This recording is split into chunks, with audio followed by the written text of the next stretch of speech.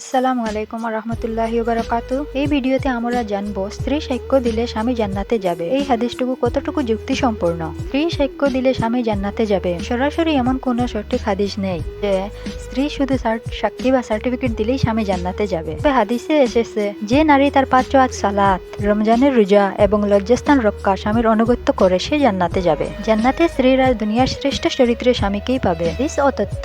স্ত্রীর জান্নাতে যাওয়ার শর্ত। আবু হুরাইরা রাদিয়াল্লাহু তাআলা আনহু থেকে বর্ণিত, রাসূল সাল্লাল্লাহু আলাইহি ওয়াসাল্লাম বলেছেন, নারী যখন 5 ওয়াক্ত সালাত আদায় করে, রমজানের রোজা রাখে, তার সতীত্ব রক্ষা করে এবং স্বামীর অনুগত্য করে, তখন তাকে বলা হবে জান্নাতের যে দরজা দিয়ে ইচ্ছা প্রবেশ করো। স্বামী জান্নাতে যাওয়া। জান্নাতে স্বামী স্ত্রীরা জান্নাতে একত্রে থাকবে।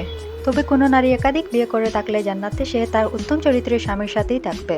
ভুল ধারণা। স্ত্রীর সাক্ষ্য বা সার্টিফিকেট জান্নাতের জন্য অপরিহার্য এমন কথা সঠিক নয়। মূলত স্বামী স্ত্রীর পারস্পরিক সুসম্পর্ক ও ইসলামী শরিয়াহ মেনে চলাই জান্নাত লাভের উপায়।